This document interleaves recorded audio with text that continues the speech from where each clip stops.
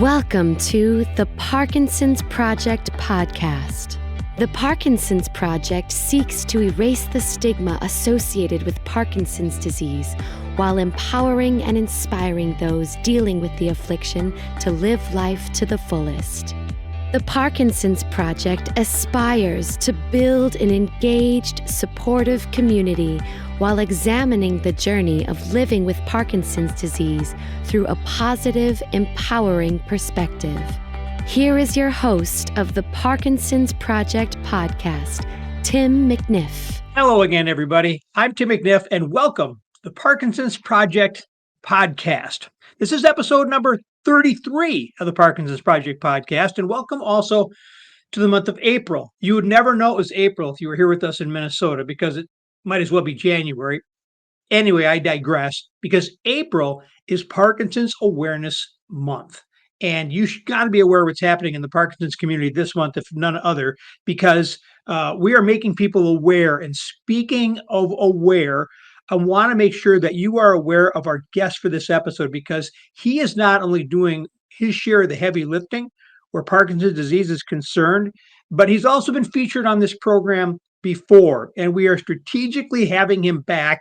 We're not running out of guests. No, on the contrary, we've got him coming back because we want everyone to be aware that very soon it will be the 8th annual Peloton for Parkinson's, and it promises to be bigger and better than ever.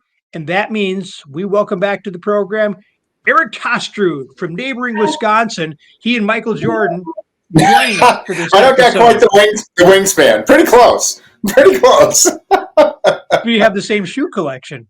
Yes, I do. You know, I have some vintage Jordans. They were made by my son, but oh yeah, I was a Bulls fan before they won championships. But I must say, when he left the team, I kind of fell off. I was a Michael Jordan fan first, a Bulls fan second. But oh yeah, yep. Well, I think a lot of us could put ourselves in that category. I never thought of the Bulls one way or the other until he joined them. Exactly. Well, Eric, welcome back. We want to make sure you. that people are reminded of the fact that you are not only the owner of The Zone in Hudson, Wisconsin, you're at your gym right now. So I am. You can probably hear it. The classes are I going apologize on. if it's distracting. Holly's got a full house out there teaching spin. So, you know. And you said you got more people than bikes. Yeah, I think we ended up having enough, but we're in a software transition. So some people signed up over here and some over here, and all of a sudden there are a lot of people coming through the door. So it's a good problem to have. We roll. We're good at rolling here at the Zone. So I was going to say, tell us about what you do at the Zone. So the Zone side of what I do is a adult group fitness gym. So we have. Last time I checked, 26 to 28 classes scattered throughout the week. I myself personally get up every day at 4:15 to come teach a 5:30 a.m. class Monday through Friday. But we have group fitness, we have strength classes, we have spin classes. That's what's going on out there now that you hear. The beginning of this year, I bought water rowers, and we have water rowing classes. We have a yoga class tonight at 7:00 on Thursdays. What am I missing? We have boxing. We have Zone boxing classes besides the Rock Steady boxing classes. We run the gamut of group fitness. So we're not a gym where you come and swipe your card and hop on a treadmill and read a magazine or watch TV. We're primarily a group fitness gym. So when people are here, they're out taking a class together and sweating and listening to good music and having fun. You have on your website a shot of the group after one of the classes. Yeah. And everybody's sweaty and everybody's got a smile on their face, and you've got just even the setup of I just like, man, I wish I lived closer to Hudson. Yeah. Well, the one nice thing, Tim, now it's going to be in your lap, is that most of our classes, like the class going on out there right now, is also offered live online. So at 5:30 a.m., I usually have 6 to 8 people online. I'm telling them, hey, do your curls, do your chest press, and they're joining us live. And then we also record the classes in our app. And so if someone says, I don't want to get up at 5:30, but I want to do Eric's 5:30 a.m. chest and back class, they just go into our app and pull it up and do it later on demand. So there really is no excuse for not being at the Zone. How long does the class at 5:30 a.m. last? 45 minutes. Yeah, I can't do that. Well, but So I do have people bail early. Like people after work, Oh, I really like they'll get online. They're like, "Up, I can't do the live set. I got to bail at 6 and get in the shower and get to work." So yeah, we've got it all. So I'm a big technology guy. So we actually started doing this online in-person hybrid. And I started at the beginning, actually end of 2018, beginning of 2019, I started the zone out of my garage. And so we opened this space here in Hudson in fall of 2019. So when COVID happened, we actually were already rolling with online. So it didn't really affect us much. I rented my spin bikes out and people just stayed home and everyone took class from home instead of coming here. So we just kept right on rolling through COVID actually. that's fabulous. Okay, as you mentioned it, one of the services you do offer at the zone is rock steady boxing, which many people in the PD community are familiar with. So let's go over the story about how you became a gym owner in the first place. What was your motivation? My fitness motivation was I was in banking. I worked at the First National Community Bank here in town for 14 years. And in 2007 or 8, I did a little program called P90X. And most of us old folks have probably heard of that. Now it's become a old fashioned fitness program. But I did P90X and got in really good shape. And really the training side came from friends saying, "Hey, what are you doing?" Like, "Oh, I'm doing that P90X. You want to come do it with me?" And they came to do it with me. And, and I'd give them little tips and stuff that I picked up from Tony Horton. And I found them, I thought, I like this training thing. So I said, I'm going to have people over after work and do this little circuit. And I started making up my own thing. And then within 12 months, I actually went, and got the education behind it and got certified through NASM. And really with having my job at the bank and left there and worked at Mayo for a while and stuff, I've always, before I opened the gym, I always continued having a real job and doing this training thing out of our home studio. We actually took the third floor of our garage and created a gym in there. I've always done it with having a real job. And then in 2019, like I said earlier, Sarah and I, my wife, sat down and she said, why don't you just go for it? And so I quit working for a living and opened this place and became the fitness guy, and then in turn started really being able to grow Peloton for Parkinson's and the charity. Okay, so a couple things. First of all, and I can't spend any time doing this because we only have a half hour, but I did the P90X course myself. Did you? Timed Awesome. it to going up to spring break, and I go with my wife and my 2 daughters. We go down, and here's the big reveal. I take off my shirt. There is a high school lacrosse tournament going on, and there's 80 teams staying at our hotel. So there's all these high school boys running around, and my wife never looked at me once that entire time. I never ever let her forget that, because I'm just like, I knocked myself out. And you're like doing this, and she's like, do you even notice what I did?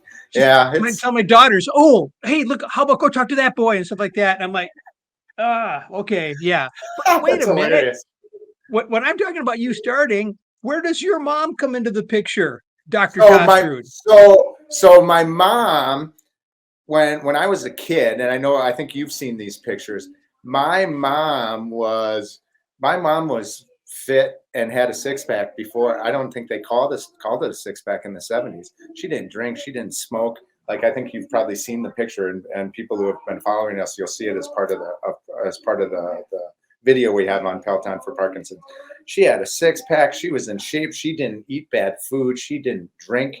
She didn't smoke. She was really, really fit. And so she was a great inspiration for, fitness. I would wake up in the morning when I was a kid, and she'd have breakfast waiting for me. And I would hear over in the living room Jane Fonda going on, and there's mom in there doing jazzercise and Jane Fonda. And I think I never really realized how much she instilled this love of fitness in me, because it wasn't like a direct, like, hey, you should go work out, or hey, you should do this. I just think I grew up with it as something that was a normal part of life. And so she really did do a good job of leading by example and getting me to say, hey, I should be exercising, which now has turned into this whole career. And your mother, if correct, didn't your mother also contract Parkinson's? Yep. Yeah. So she was diagnosed in 2008. she had some issues going on, and we were visiting them. They had a place in Lake City, and she fell off her bike. And I was like, boy, that's not common. She was still very able-bodied then, and she said, well, I just lost control. And they went and got testing done, and she was diagnosed in 2008 with Parkinson's. And part of your mission to honor your mom came out of this genesis to start this annual event called Peloton for Parkinson's. Correct. Tell us about how the event first started. So the event started by me getting a gift. So the word Peloton actually means group of riders. Most people watching this, including myself for a long time, knew the word Peloton from the Peloton spin bike, the company that makes the spin bike. And in December of 2015, a bunch of people who I'd been helping with fitness through P90X and through training chipped in and bought me a Peloton bike as a gift. And this was really before Peloton blew up as a company. And I was very, very touched and honored and just blown away. Like, wow, you guys bought me, those things aren't cheap. And I told them that night, I said, I don't know how, but I'm going to figure out a way to pay this forward. This is an unbelievable kindness, just a great gift. I'm going to figure out a way to pay this forward. I don't know how, but I'm going to do it. Fast forward to that April 2016, it was April 1st. My mom and dad came over for a visit. We're, having coffee, talking about our day. And mom had Parkinson's then for the better part of 8 years. And it was starting to be a struggle for her. She would have trouble walking through a garden. If we went out on the patio, you had to be careful to make sure she didn't trip over anything. And I was walking her out to the car that day, April 1st, and I have a selfie on my wall right over here. I'm looking at it. Light bulb moment happened. We're in the driveway. I say, Mom, stop. Take a selfie with me. She looks, okay, honey. And I take a selfie and I said, Mom, that bike, that Peloton bike, all those people chipped in and bought me. Yes, dear. I'm going to ride that all day, and I'm going to raise money for the Michael J. Fox Foundation for Team Fox. And Mom, I think, understood, but didn't really understand. She thought, that's nice, dear. And so it was born that day. So that first year, it was April 1st. I had 28 days or so to put it out onto, it really started with just putting it out onto social media and saying, hey, I'm going to ride this bike all day. Who wants to hop on their Peloton bike with me? Who wants to hop on their spin bike at home? Friends, local, who wants to come and hop on my other 2 spin bikes with me and then, help me out and maybe raise some money. And that first year we raised, it was somewhere between $4,000 and $6,000 out of my garage. Second year in my garage was 2017. We raised, I want to say, $12,000. 2018, we went to the Mall of America in the Peloton store and raised 23, and we've been stepping it up ever since. It is a fantastic event, and you mentioned the Fox Foundation. This is the beneficiary of your work. Can you talk about your relationship with the Fox Foundation and how that continues to evolve? Yeah, so when we raise money, we're now, Peloton for Parkinson's is now its own 501(c), so we're our own charity. So the really great thing about our event and our ongoing efforts that we have all year is what I've found when people give to charity, some people like their money to stay local. And that's kind of what Peloton for Parkinson's represents. They can donate money, and we use it for our Rock Steady Boxing program to help put on our event. And that money stays and affects the Parkinson's community here locally. We also have the option and donate a lot of the money that we raise. We pay it forward to the Michael J. Fox Foundation. And that money that we give them, 100% of what we give them goes towards research. And the really cool thing that we found out last spring is a little bit more of the dynamic of when the money hits their account. That money is out of their account in 2 weeks or under, going towards needs and research. They don't use it to pay salaries. They don't use it to pay rent or anything like that. They have bigger private people donate to help kind of keep the lights on, so to speak. So a really great thing that I just take a ton of pride in is that when money's being given to Team Fox and the Michael J. Fox Foundation, 100% of that is going towards research on a cure. And you are, we're talking on Thursday, March 30th, and you are about to get in a plane tomorrow morning to do something with the Fox people. Bright and early, yes. So it's twofold this year. Every year, the first weekend of April, Team Fox, which is the side of the Michael J. Fox Foundation for people like me that want to go out and have events and raise money for them, is called Team Fox. They have a gala MVP weekend celebration for people who raise a lot of money for them. And they say, hey, I want you to come out. We're going to talk about the research that's being done. We're going to have a nice fancy party and feed you. This year we get to see Michael J. Fox's new movie. I think it's called Still. Is it Still or Calm? I get it confused. It's not out until the end of May or June. We actually get a private showing of that tomorrow. And so we get to go out to New York and see all the Team Fox people, see people who do what I do. And this year is even more important because we are bringing Joan and Will with us. Joan's one of our Rocksteady boxers on what we call the Dopa Dreams Project.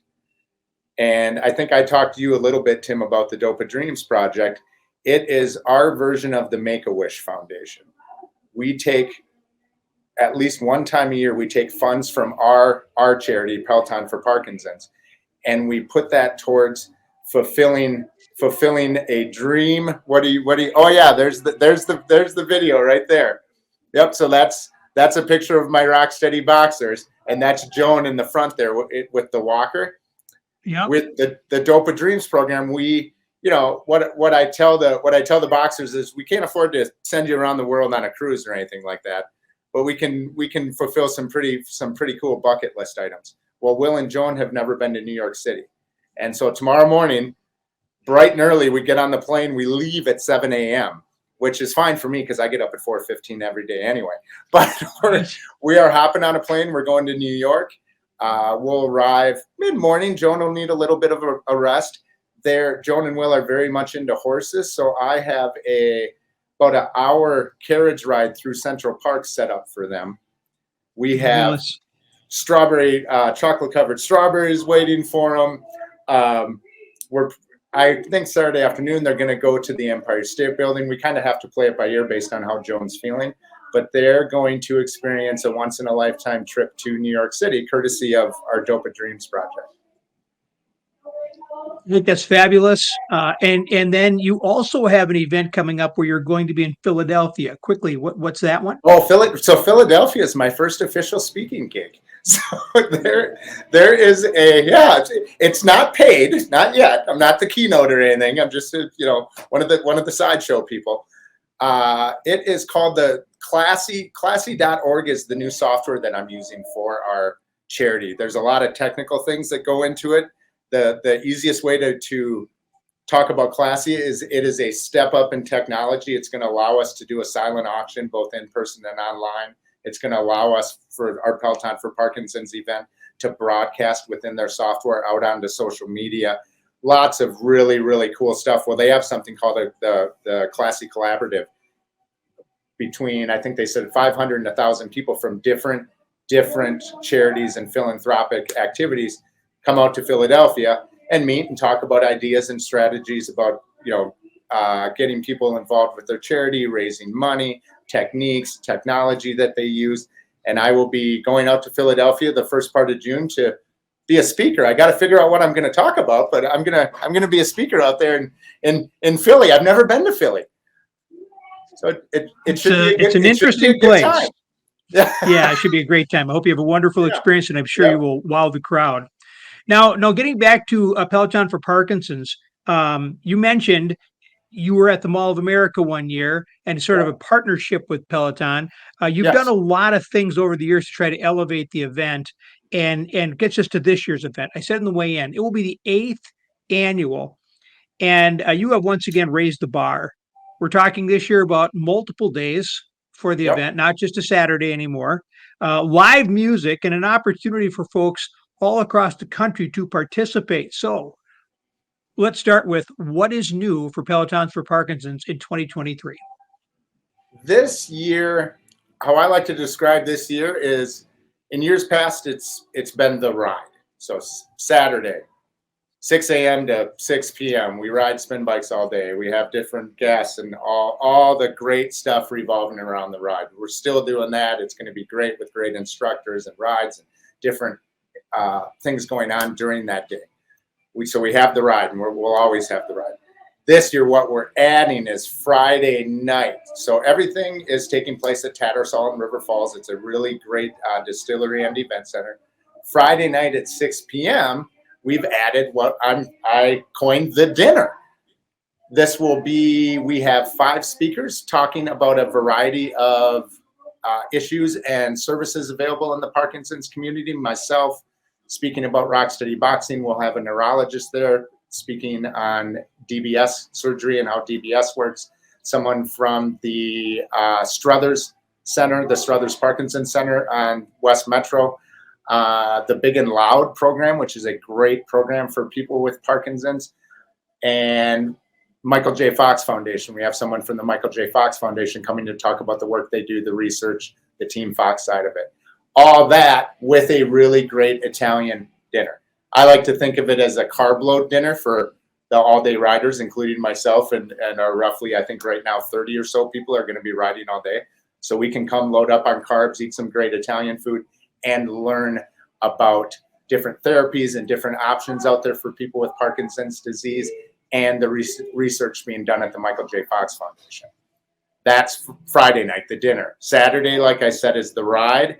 And then Saturday night, starting about an hour or so after the last ride at 6 o'clock, so around 7, is the party. And this year we have signed up who I think is the greatest cover band in the metro area, called Rhino. I don't know if you've ever seen Rhino, Tim, but they're awesome. You haven't seen them, have you? I have not. So go onto our website and you'll see a really great preview video of what they do. They will take Britney Spears and mash her up with Pink Floyd, and they kind of blend songs together. They play everything and anything from country, and they do a drum line, for lack of a better term. They put all these drums out the front of the stage, and they, kind of, I'll say Badger band style, not Gopher band style, Badger band style, because I'm a Badger fan. They do this just amazing drum solo, drum line thing about halfway through their set. They're just really awesome. I've seen them, probably half dozen times or so. They've played Pepperfest in North Hudson. We went and saw them in Cottage Grove. They're awesome. So we have taken this party. We always have a party. We always drink some beer somewhere and eat some pizza. We're going to have a really great buffet available. So $50 ticket in the party gets you a really great buffet and access to the band. If someone says, I don't need to eat, I just want to come and listen to the band and drink some beer, they can get in for $20, and we're gonna party it up. And the silent auction will be going at the same time. The really cool thing about the band is they're totally on board with this whole thing. And I asked them, hey, can I silent auction off, sing backup in this song? And I actually came up with the idea of, can I auction off play triangle in the drum line? So they'll do their thing and point to someone, and they can just ding the triangle once, or the cowbell. Maybe we'll have some cowbell. And they said, we'll do anything you want. We want to have a good time with it. So the party is going to be phenomenal. And I do have a hotel block at the Country Inn and Suites, which it is literally at the end of Tattersalls parking lot. We have basically a whole hotel at our disposal. So people who want to ride all day or just come there and have a few beers and not have to worry about getting a ride home, you just get a room with Peloton for Parkinson's at the Country Inn and Suites, and we can stay up till midnight and do it like we used to when we were in our 20s.